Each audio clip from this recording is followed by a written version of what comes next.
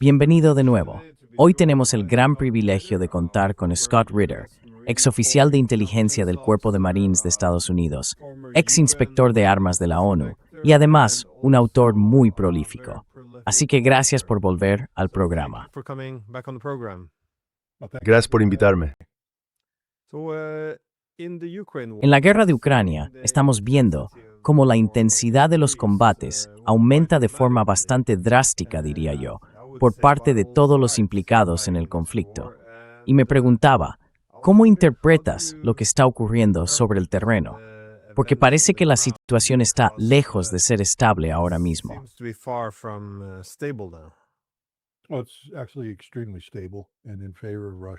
Bueno, en realidad es algo muy estable y favorable a Rusia.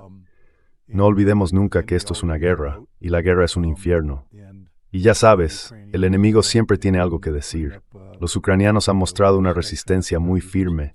El enemigo siempre puede lanzar algún golpe sorpresa y cosas así. Y creo que también tenemos que entender esto, Glenn. Además de la guerra que se libra en la llamada Operación Militar Especial, hoy hay una guerra de información sin precedentes.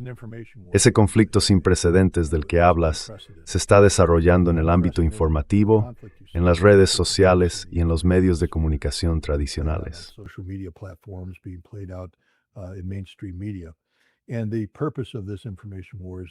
Y el propósito de esta guerra de información es promover la idea de que Ucrania, de alguna manera, le ha arrebatado la iniciativa estratégica a Rusia. Han estado hablando mucho de los ataques con drones ucranianos y de la eficacia de esos ataques, y de que Rusia es incapaz de responder ante ellos. Y eso, al hacerlo, crea la percepción, o al menos intenta crearla, de que existe una vulnerabilidad en Rusia, una vulnerabilidad política que podría llevar a la caída de Vladimir Putin. Así que, según esa narrativa, Putin estaría en riesgo. Esto es completamente absurdo, llevado al extremo. Quiero decir, sí existe esta guerra de información, pero podemos analizarla punto por punto sin problema.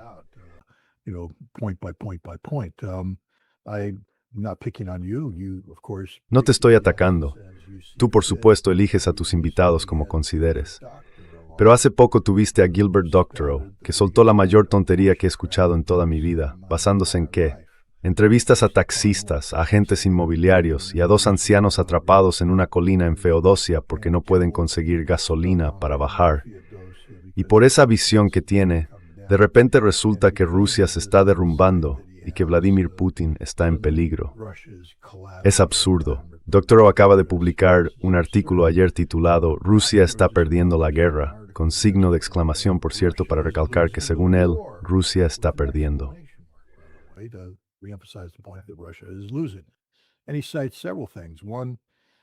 Y él menciona varias cosas. Primero, que se centra en la guerra de drones. Esta es, ya sabes, tu pregunta. Déjame situarlo un momento. El día que fui al Foro Económico Internacional de San Petersburgo, el 3 de junio, 96 drones atacaron la ciudad. La gran mayoría fueron derribados. 5 lograron pasar. Destrozaron algunos objetivos militares y varias instalaciones petroleras.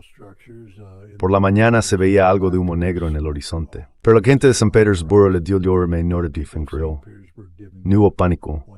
Cambió su forma de vida. Nadie tergi.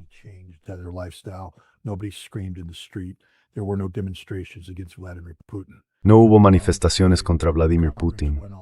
La conferencia siguió adelante. El día que me fui del Foro Económico Internacional de San Petersburgo, recibí una notificación en el móvil diciendo que se estaba cayendo Internet por un ataque con drones ucranianos en curso. La vida se complica con estos drones, no hay duda de eso. No puede haber ninguna duda. Fui a la Operación Militar Especial. El día que llegué a Lugansk, a la ciudad de Lugansk, las sirenas antiaéreas sonaban todo el tiempo. Esa noche Lugansk fue atacada varias veces, se oían las explosiones. Al día siguiente fuimos a Starobelsk, el lugar donde 21 estudiantes fueron asesinados por drones ucranianos, guiados hasta su objetivo por Starlink, la tecnología de Elon Musk.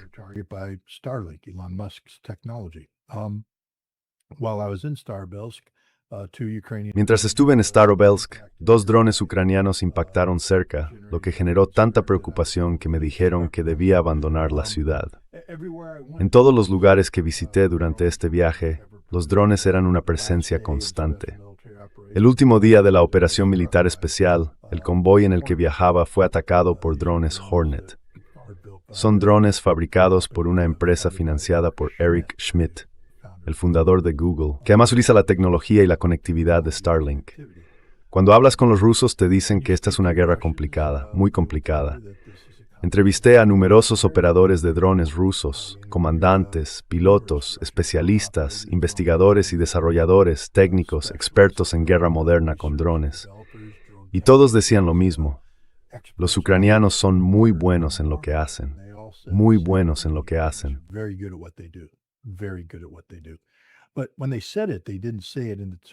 Pero cuando lo dijeron, no lo hicieron con el tono de alguien que va a jugar contra los New England Patriots con Tom Brady como quarterback. Tom Brady es muy bueno. No tenemos una solución para Tom Brady. Nos está destrozando. Vamos a perder este partido. No, los ucranianos son buenos, pero nosotros somos mejores. Y estamos ganando. Entrevisté a Dmitry Rogozin, el exdirector de Roscosmos y actual comandante de Bar-Sarmat, una brigada de drones que dirige además un centro tecnológico. Y me dijo, por ejemplo, que el Hornet es un arma muy eficaz. Comentó que estaban intentando introducir algunas cosas interesantes con ella. Están usando Starlink y algunas tecnologías de inteligencia artificial.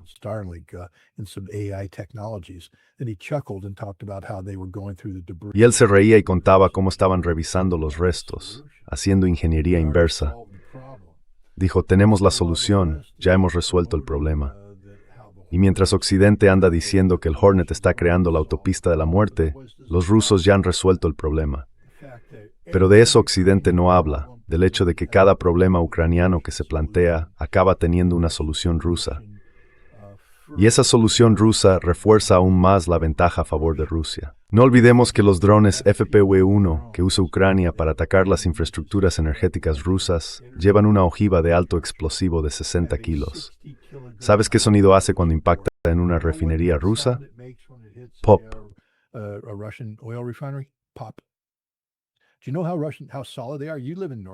¿Sabes lo sólidas que son? Vives en Noruega.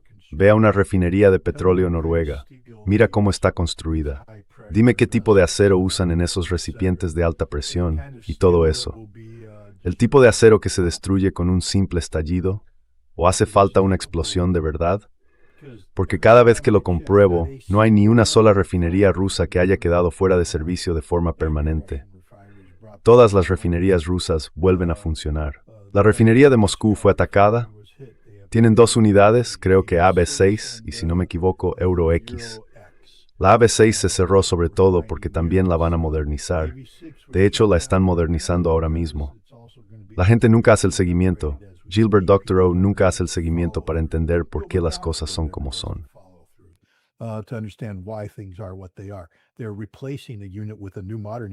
Han sustituido la unidad por una nueva, moderna, que ya está programada para ser mucho más eficiente.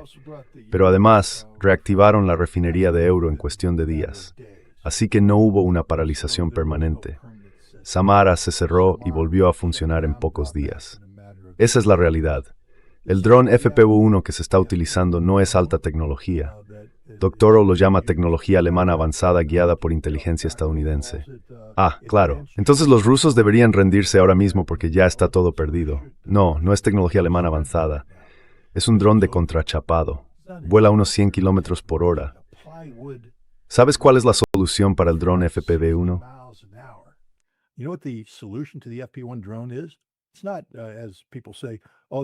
No es, como dice la gente, que vayan a destruir la defensa aérea rusa porque los misiles Pantsir son pocos.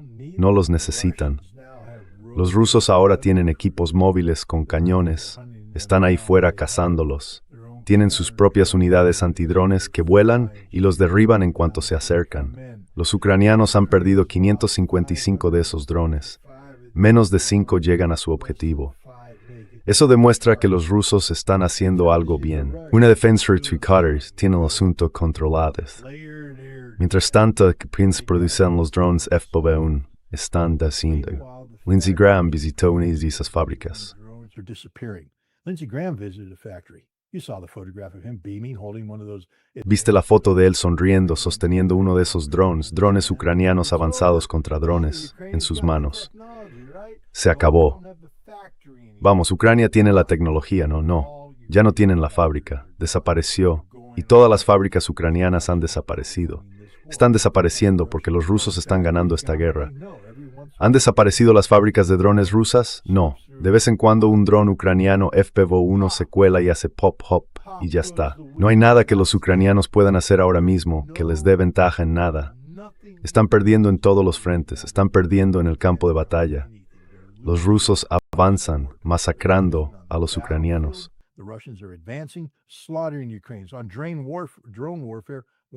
En cuanto a la guerra con drones, una de las razones por las que los ucranianos pierden es que, bueno, una vez más, Occidente no quiere hablar de esto. Los rusos tienen lo que llaman la ventaja ICR. Tienen una visión completa de todo el campo de batalla. Y han usado inteligencia artificial en su mando y control de una forma que Occidente, a día de hoy, ni siquiera comprende. Han llevado al máximo la velocidad de análisis de las imágenes que reciben de distintas fuentes. Así que cualquier fallo en el análisis de los patrones de vida, cualquier indicio de que un sistema de drones podría estar operando en un lugar, recibe una respuesta inmediata con un ataque ruso. Puede ser artillería, puede ser un Iskander, otro tipo de misil, o incluso bombas FAB-500.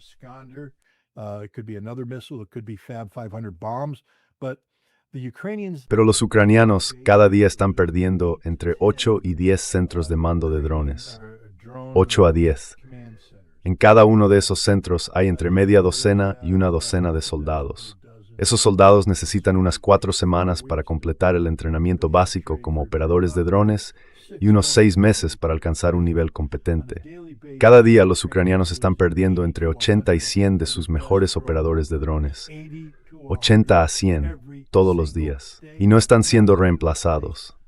Nadie habla de esto. Ahora mismo hay un déficit en lo que los ucranianos pueden hacer. Así que, en realidad, lo que está ocurriendo ahora es una operación de información diseñada no para convencer a Occidente, porque Occidente se cree cualquier mentira que le cuenten, y a Rusia no le importa Occidente.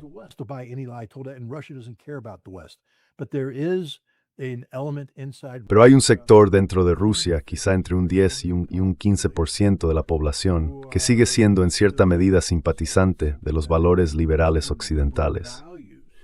Gente como Ksenia Sobchak. Ella dirige un proyecto importante, de hecho me entrevistó hace poco.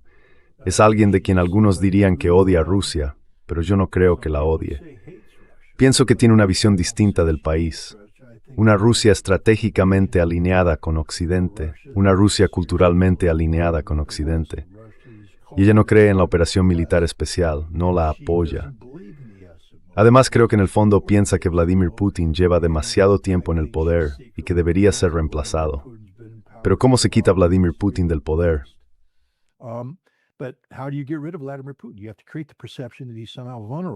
Hay que crear la percepción de que de alguna manera él es vulnerable. Y ahora mismo tenemos un tema que está tomando fuerza en Occidente. Gilbert Doctorow es uno de los principales defensores de esta idea, que se abriría una ventana de vulnerabilidad el 20 de septiembre con las elecciones a la Duma. ¿Entendéis que Putin no va a ser apartado del poder el 20 de septiembre? ¿Lo entiende todo el mundo? La popularidad de este hombre está en torno al 70 y tantos %. Incluso podría volver a subir hasta los 80, porque los rusos se unirán en torno a su liderazgo. No van a abandonar a su líder, sobre todo si es un líder eficaz, un líder querido como Vladimir Putin. Así que todo esto no es más que una falsa esperanza.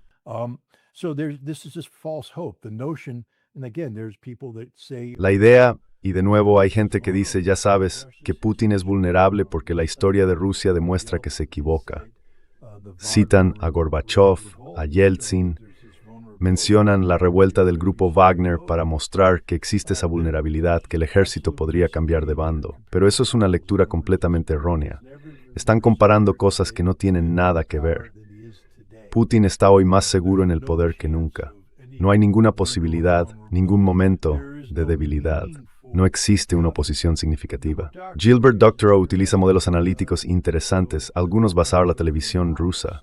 Glenn, tú ves la televisión rusa. Sabes que la televisión rusa es un negocio.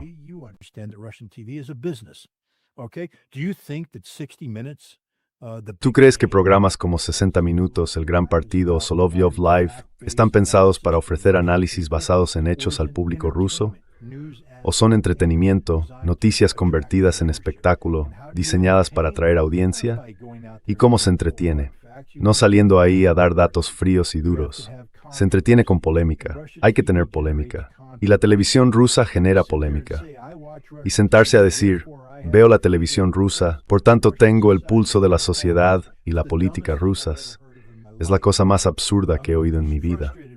Esto me frustra, Glenn, porque acabo de volver de Rusia. Y siento como alguien que ha pasado su vida adulta haciendo análisis de inteligencia de alto nivel y alto riesgo.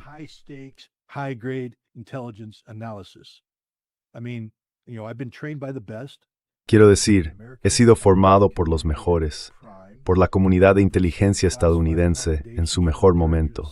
He recibido reconocimientos clasificados del director de la CIA por mis análisis. Mis informes han sido presentados a presidentes de Estados Unidos, a primeros ministros de todo el mundo, a secretarios generales y a comandantes de fuerzas militares. Y tengo un historial que, supera el 95% de aciertos. Pero lo importante de ser un buen analista es no aferrarte a una idea y decir, acerté con esto, así que voy a seguir por aquí. Lo esencial es saber incorporar nuevos datos, replantear tus métodos de análisis y preguntarte, ¿han cambiado las cosas?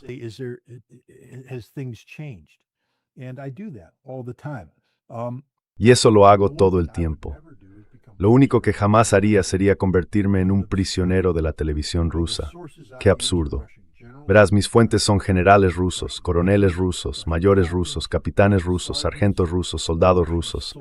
Los entrevisto de forma constante, a lo largo del tiempo. Entrevisto a senadores, a representantes de la Duma, a líderes de la industria, a personas vinculadas al mundo académico. También entrevisto a gente del Ministerio de Asuntos Exteriores y del Ministerio de Defensa. No entrevisto a taxistas, son los taxistas los que me entrevistan a mí mientras voy y vengo por Moscú. Algunos me confunden con Tucker Carlson. Que Dios los bendiga.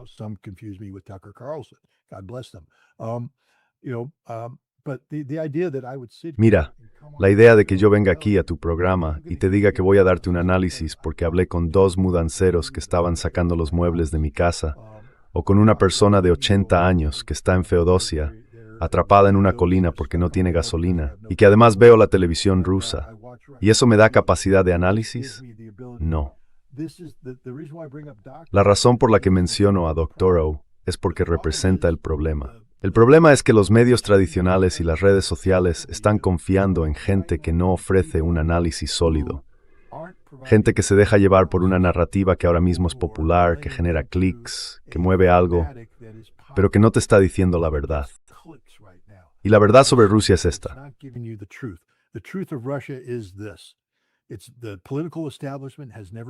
El establishment político nunca ha sido tan fuerte. La certeza de la victoria en el campo de batalla nunca ha sido tan segura. La iniciativa estratégica se ha desplazado por completo a favor de Rusia. Deja de creer lo que oyes sobre la energía. No hay una crisis energética. Hay un pequeño bache, pero todo está bajo control. Esas colas para conseguir gasolina que ves ya no existen, Glenn. Desaparecen en 3 días porque los rusos reasignan los recursos.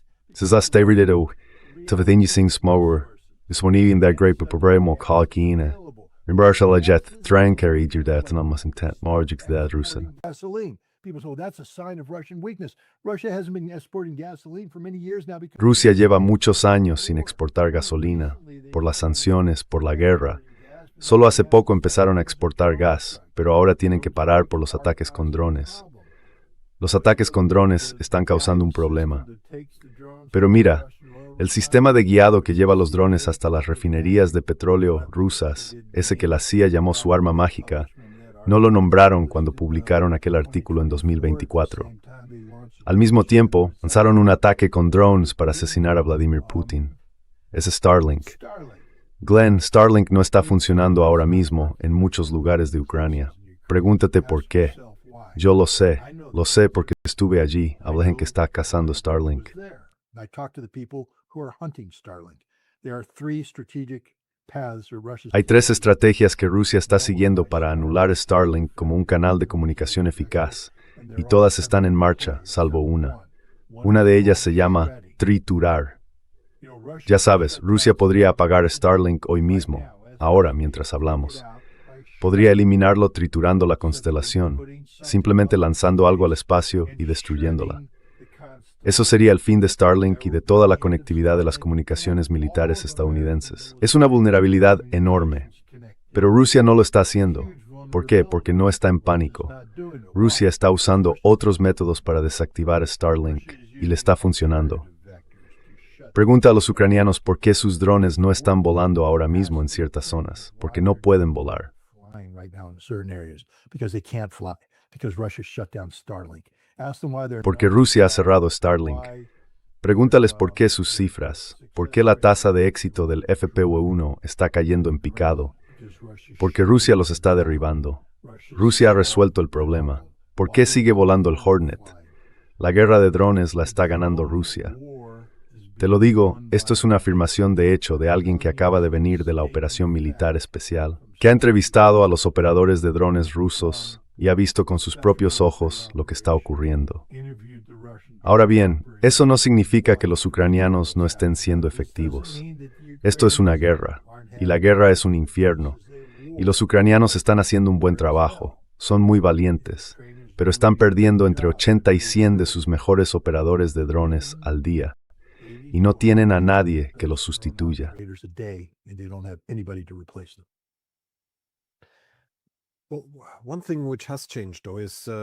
Bueno, hay algo que sí ha cambiado, y es el portavoz del Kremlin, Dmitry Peskov.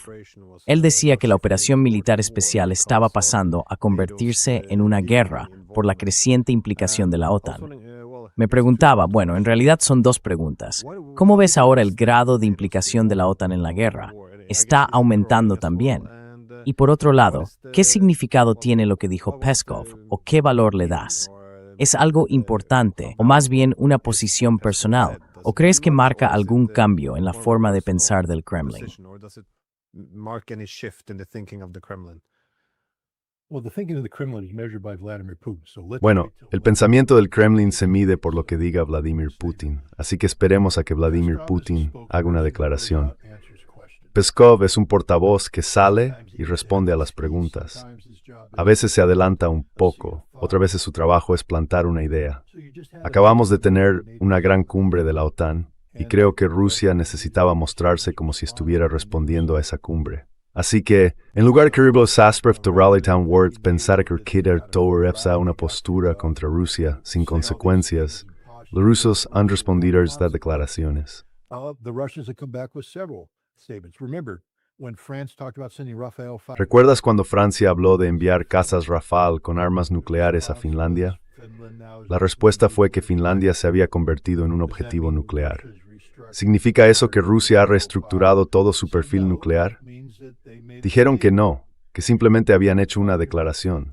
Es como decir, tú hablas de algo, nosotros ponemos una ficha sobre la mesa. La OTAN sale y habla de más dinero para Ucrania, de producción conjunta y cosas así. Y Peskov hace una declaración muy simple. Eso os convierte en parte directa de la guerra, cambia la naturaleza del conflicto, pero no ha habido ningún cambio legal en ello. Independientemente de lo que haya dicho Peskov, sigue siendo una operación militar especial. it's a special military operation. It continues to be a special military operation where all their strict Sigue siendo una operación militar especial, con todas las limitaciones que eso implica en cuanto a lo que Rusia puede o no puede hacer y todo lo demás. Rusia ha ampliado su lista de objetivos. Están usando un algoritmo distinto que tiene en cuenta las capacidades de doble uso. Por eso vemos fábricas de muebles, que Rusia sabía desde hace tiempo que se habían reconvertido en fábricas de drones, siendo destruidas. Porque ahora Rusia dice, bueno, no tenemos más remedio que atacar esos objetivos de doble uso. Pero antes Rusia jugaba con la percepción, no querían que se les viera atacando objetivos civiles. Ahora, en cambio, están destruyendo todo lo que tenga una connotación militar, porque la OTAN ha cambiado su propio perfil, su propio comportamiento.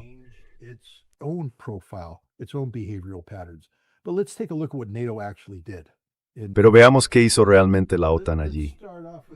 Empecemos por el hecho de que la OTAN no está unida. Ya sabes que Donald Trump lanzó una última pula sobre Groenlandia. ¿De verdad crees que la OTAN se quedaría de brazos cruzados y dejaría que Estados Unidos se apoderara de Groenlandia, que pertenece a Dinamarca? La respuesta es no. España, la última vez que lo comprobé, era un miembro de pleno derecho de la OTAN. Y ahora Donald Trump está rompiendo todos los lazos. ¿Es así como se tratan entre sí los miembros de la OTAN? Turquía sigue teniendo enormes problemas con Grecia, y ambos son miembros de la OTAN. Francia tiene problemas con Turquía. Ankara fue una fachada, fue falso puro teatro, teatro político. ¿A qué se comprometió realmente la OTAN?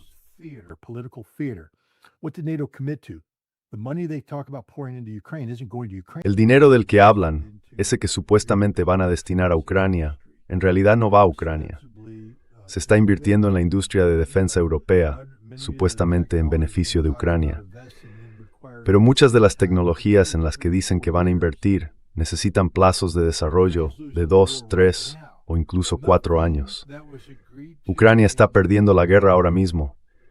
Nada de lo que se acordó en Ankara va a tener ningún efecto en el campo de batalla este verano, ni en otoño ni en invierno, cuando Ucrania pierda esta guerra. Los rusos están desmantelando la infraestructura energética de Ucrania. El año pasado se hablaba de un invierno oscuro. Bueno, ¿qué crees que va a ser esto? Ya va a haber un verano oscuro, justo en plena temporada de aire acondicionado.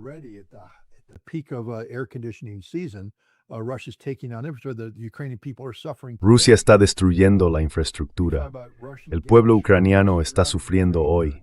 Hablas de la escasez de gas ruso, pero en toda Ucrania hay escasez de gas, porque Rusia está arrasando con la infraestructura, destruyendo los suministros. Esa es la realidad. Todo lo que salió de la OTAN fue una fachada, una farsa. Incluso cuando Donald Trump dijo, vamos a permitirles licenciar la producción del Patriot. ¿De verdad? Te lo garantizo, Glenn. Ni un solo Patriot se fabricará con licencia dentro de Ucrania. Es físicamente imposible. Para empezar, porque habría que construir una fábrica de, no sé, unos 6,000 o 600,000 metros cuadrados, desde cero, porque tiene que cumplir con ciertos requisitos.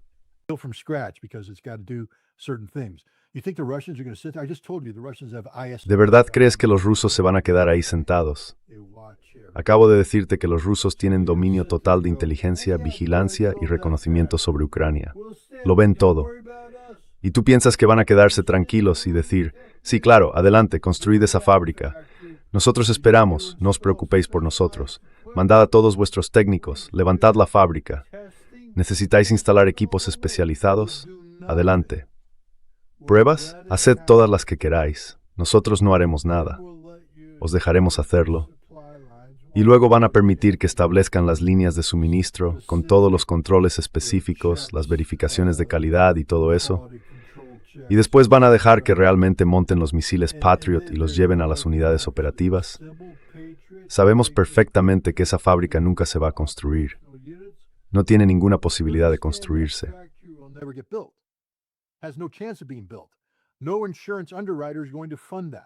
Ninguna aseguradora va a financiar eso.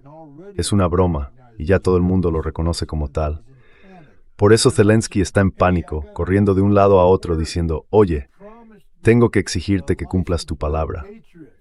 Me prometiste Patriots fabricados bajo licencia, y ahora se da cuenta de que no habrá Patriots fabricados bajo licencia. Lo mejor que va a conseguir son Patriots GMT producidos en Alemania, que se montarán allí con piezas alemanas y luego los enviarán al otro lado de la frontera. Bueno, pues los van a volar en un almacén antes siquiera de que se lancen.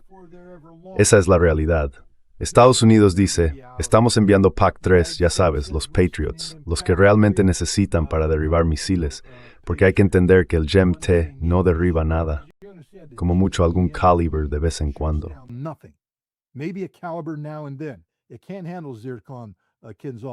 No puede hacer frente al Zircon ni al Kinsal, tampoco al Iskander.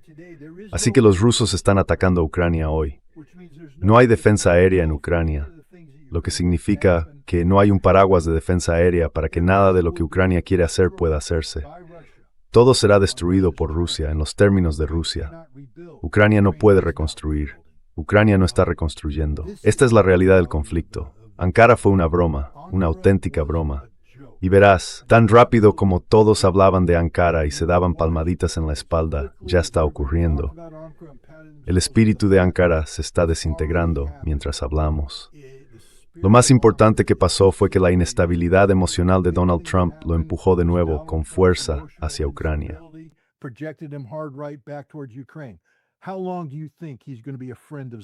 ¿Cuánto tiempo crees que va a seguir siendo amigo de Zelensky? ¿Qué pasará cuando Zelensky empiece a quejarse de los misiles Patriot y de las licencias de producción? Donald Trump va a llamarle como siempre lo ha hecho, desagradecido, desagradecido. Y entonces la realidad de la crisis energética mundial le va a golpear de nuevo y tendrá que permitir que Rusia venda petróleo. Y cuando Glenn Deason diga que hay que reducir la producción de petróleo, él responderá que no se puede, que hay que meter petróleo en el mercado para estabilizar los mercados energéticos globales. Inestabilidad por todas partes, imprevisibilidad. Eso fue lo que pasó en Ankara. La gente no puede malinterpretar lo que ocurrió allí. Fue un desastre absoluto para la OTAN.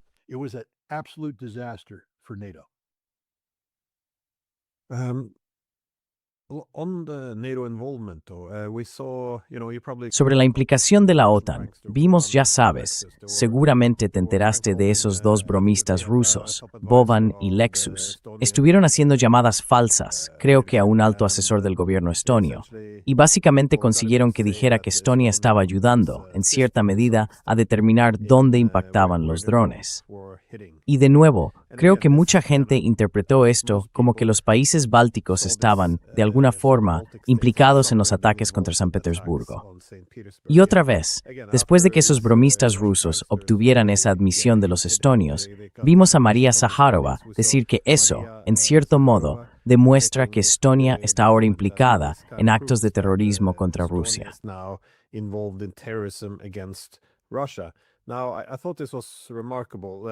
Me pareció algo muy llamativo, no porque crea que todo el mundo conozca la implicación de los países bálticos, sino porque en el momento en que Rusia lo reconoce y lo dice abiertamente, se pone a sí misma bajo una gran presión para hacer algo al respecto. ¿Crees que esto puede cambiar de alguna forma la dinámica? Porque una vez más, los rusos siguen siendo cautelosos. Y eso me sorprende un poco, ya que se ha hablado mucho de la necesidad de recuperar su capacidad de disuasión, de que la OTAN ha sobrepasado claramente los límites, y ahora dicen, aquí están las pruebas. Pero ¿crees que esto va a cambiar algo? ¿O hacia dónde crees que se dirige todo esto?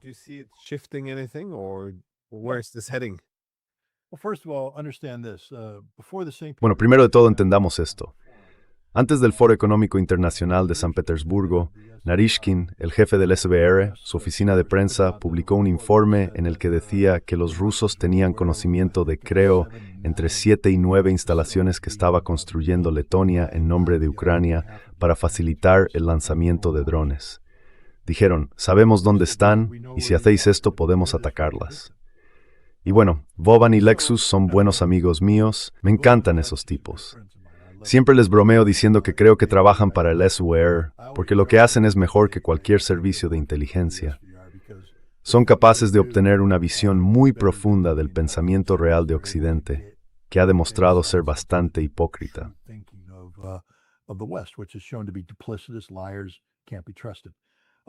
Los mentirosos no son de fiar, pero eso de que necesites a Boban y Lexus para decirte que Letonia se está portando mal, los rusos ya lo sabían. Cuando el dron atacó San Petersburgo, Rusia lo siguió todo el tiempo. Sabían que salía hacia el Golfo de Finlandia y que luego volvía. Nada de eso pilló a Rusia por sorpresa. Ahora bien, llevo ya un tiempo defendiendo la idea de golpear a Europa. Tú lo sabes. Lo he dicho en tu programa.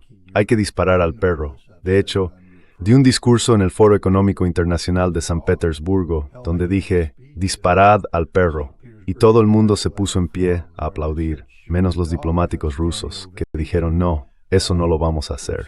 From everybody except the Russian diplomats who went, nah, we're not going to do that.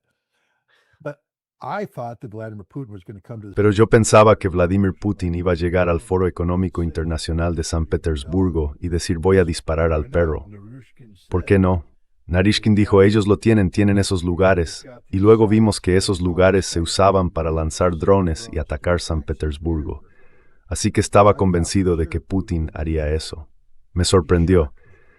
Todo el discurso que dio en San Petersburgo no hizo ninguna referencia al conflicto ucraniano. Y eso me dio una pista. Recuerda que te dije que la clave para ser un buen analista es saber dar un paso atrás, recibir nuevos datos y decir, porque la única voz que importa en Rusia es la de Vladimir Putin. Esa es la única voz que cuenta.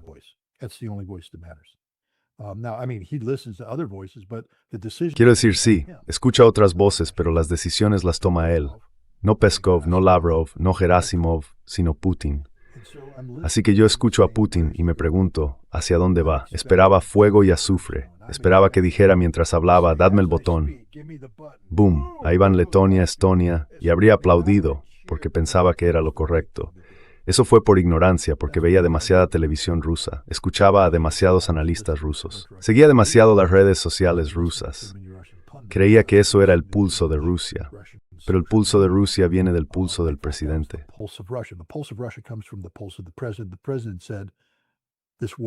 El presidente dijo, esta guerra no nos va a definir.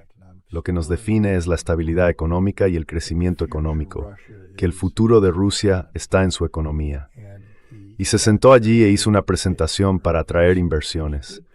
Fue una buena presentación porque se consiguieron inversiones por valor de $84,000 millones en el Foro Económico Internacional de San Petersburgo. Pero su mensaje principal fue, seguimos avanzando. Luego se dio la vuelta, respondió preguntas y habló sobre la operación militar especial. Y fue impactante porque básicamente se dirigió al ejército y dio una orden al estilo estalinista a los almirantes, a los generales, a los mariscales. Vamos adelante, cumplid con vuestro deber, ta ta ta ta ta. Lo de siempre.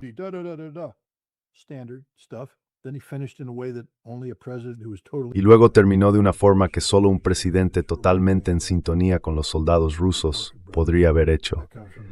Seguid trabajando, hermanos.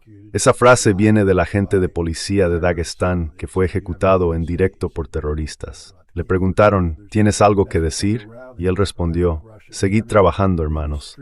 Y eso se ha convertido en el grito de unión de los rusos en las calles cuando se reúnen. Los dos soldados dicen, eso es, seguid trabajando, hermanos. Rusia está más unida de lo que la he visto nunca, y no van a dejar que esta guerra dicte las prioridades del país. ¿Y por qué es importante esto? Bueno, no soy jurista internacional, pero sé lo suficiente sobre derecho internacional como para afirmar que podría ser una reclamación causal bajo el artículo 51 de autodefensa, citando la cláusula Caroline sobre la autodefensa preventiva. Así que, en teoría, Rusia podría atacar a los estados bálticos ahora mismo mientras hablamos, de forma legal.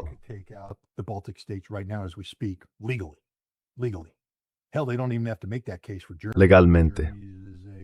Vamos, ni siquiera tienen que plantear ese argumento con respecto a Alemania, porque Alemania es un estado enemigo según la Carta de las Naciones Unidas.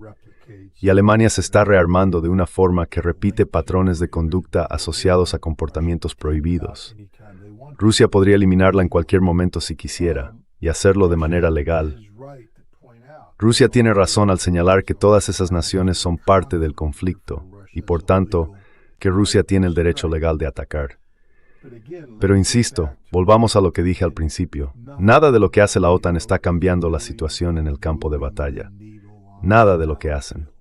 Así que ahora, si eres Rusia, si eres Vladimir Putin, tu principal tarea es mantener a Rusia en el camino hacia la estabilidad y el crecimiento económico, porque ese es el futuro de Rusia.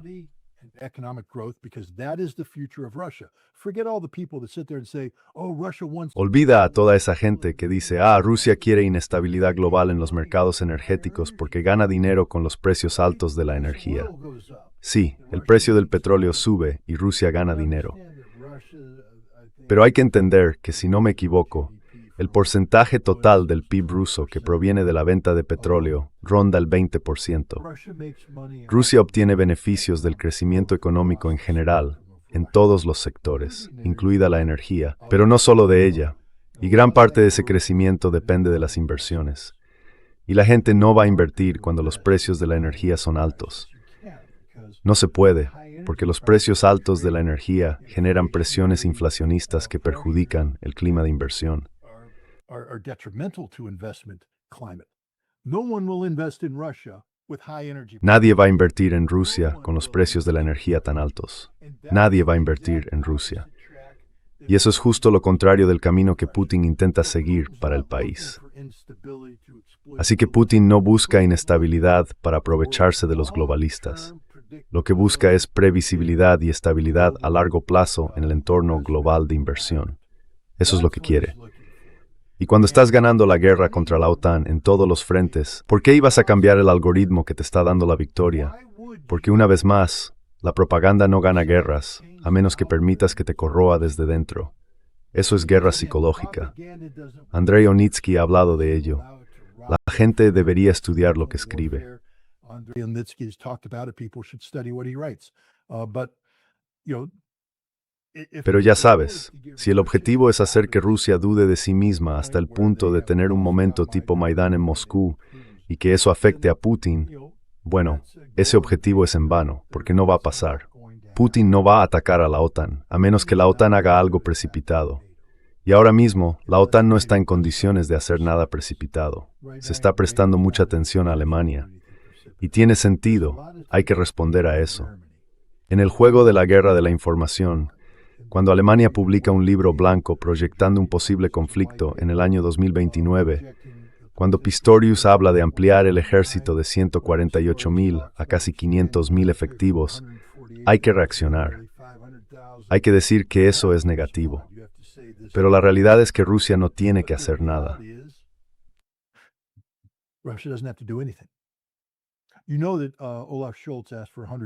¿Sabes que Olaf Scholz pidió 100,000 millones de euros en 2022 para supuestamente reconstruir, por arte de magia, el ejército alemán que estaba prácticamente destruido?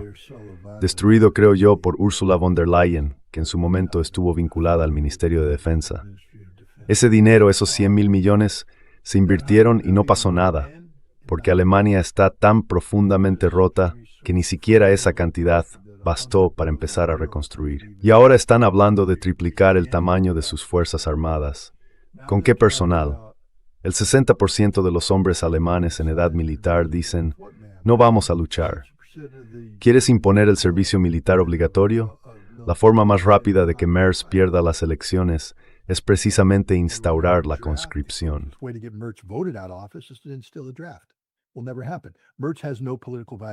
Eso nunca va a pasar. Merz no tiene ninguna viabilidad política. Está acabado, se terminó, no tiene futuro. El futuro de Alemania lo va a marcar Alternativa para Alemania, que formará parte de una coalición y con el tiempo quizá incluso llegue a dominarla. Y no van a seguir por este camino.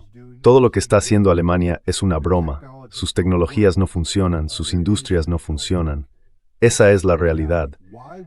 ¿Por qué iba Putin a atacar a Alemania hoy? Si atacas a Alemania, te arriesgas a alterar el algoritmo que garantiza tu éxito. Que la OTAN se apunte puntos políticos en las redes sociales. ¿A quién le importa? ¿A quién le importa lo que digan los bots ucranianos en X? ¿O lo que publiquen el Wall Street Journal, Newsweek o el New York Times?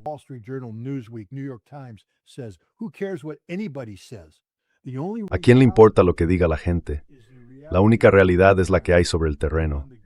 Y sobre el terreno el ejército ruso está avanzando, masacrando a los ucranianos por miles. Eso de los 35,000 rusos muertos al mes es una tontería, una estupidez. Los rusos están sufriendo bajas, claro que sí. Es una guerra nueva, una guerra de drones. Pero la idea de que Ucrania puede documentar entre 25 y 35,000 bajas rusas al mes, no puede. Es una mentira descarada, parte de la guerra de información que está en marcha. Los rusos, en cambio, sí pueden documentar que están masacrando a los ucranianos en cifras parecidas.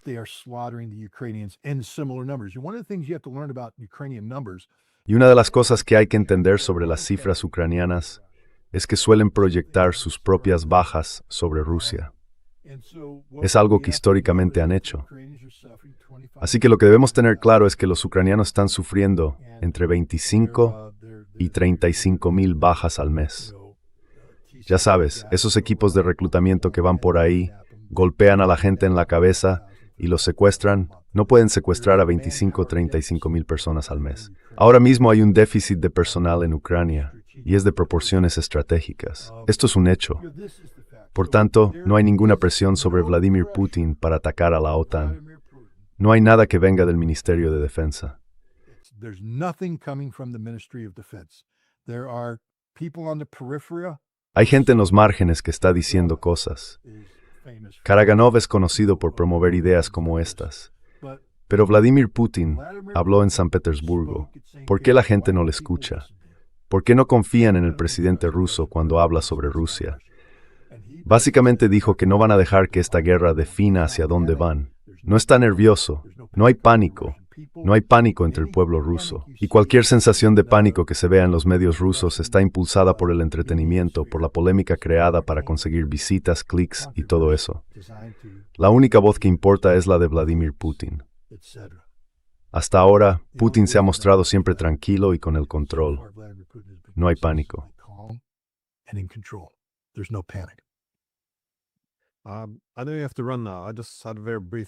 Sé que tienes que irte ya. Solo quería hacerte una pregunta muy breve.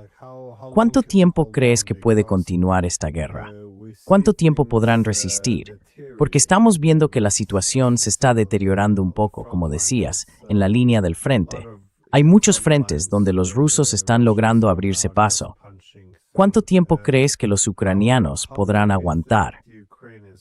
Hay muchas variables en juego, así que sé que hay que ser prudente al hacer predicciones.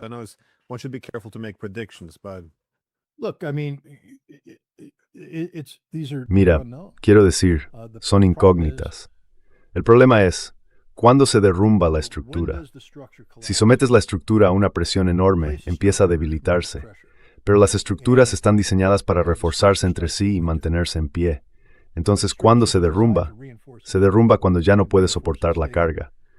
Ucrania sigue recibiendo una inyección considerable de capital desde Occidente, lo que significa que, a medida que Rusia elimina los mecanismos que soportan la carga, esos mecanismos se refuerzan o se sustituyen por otros nuevos, cambiando la situación.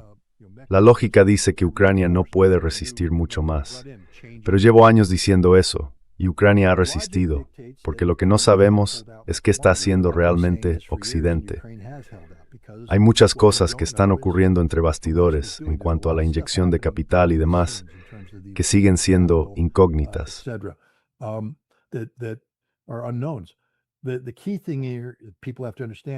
Lo importante que la gente tiene que entender aquí es que no importa. Rusia va a seguir haciendo esto para siempre. Escuchad a los líderes rusos. Ellos mencionaron la guerra con Suecia. No recuerdo cuánto tardaron en derrotar a Suecia. 30 años.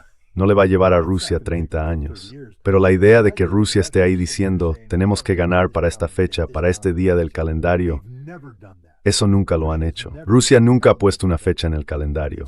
Todo se basa en objetivos operativos. Y Rusia ha hecho cosas que la gente tiene que entender.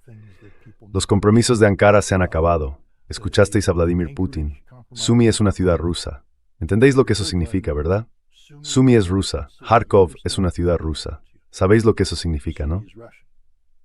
Kharkov is a Russian city. You do know what that means, don't you? And Odessa is a Russian city. Y Odessa es una ciudad rusa. Esta guerra no va a terminar de una forma que sea buena para Ucrania. Ucrania será destruida por esto. La desnazificación es una realidad. Y la desnazificación significa la eliminación literal de todos. Vladimir Putin lo ha dicho. Estamos recopilando nombres. Vuestros nombres están en la lista. Os haremos rendir cuentas. Tómatelo al pie de la letra. Por eso no habrá un gobierno de Zelensky después del conflicto.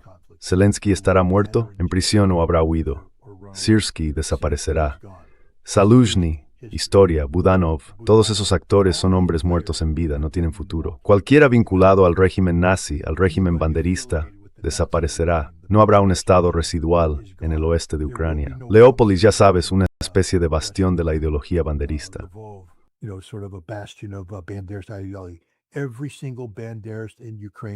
Cada banderista en Ucrania será erradicado. Así es como termina esta guerra. Me preguntas cuánto tiempo llevará. No importa. Llevará el tiempo que haga falta.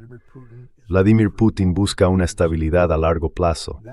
Eso significa que esta guerra no puede acabar de una forma que permita que se reavive dentro de 5 o 10 años. Cuando esta guerra termine, se trazará una línea roja. Eso quiere decir que no volverá a ocurrir.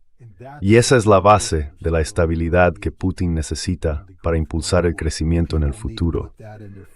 La gente tiene que meterse eso en la cabeza. Vladimir Putin se preocupa por todos en Rusia, pero pensar que va a cambiar drásticamente el rumbo que sigue porque 2 personas en Feodosia se han quedado atrapadas en una colina sin gasolina es la cosa más absurda que he oído en toda mi vida.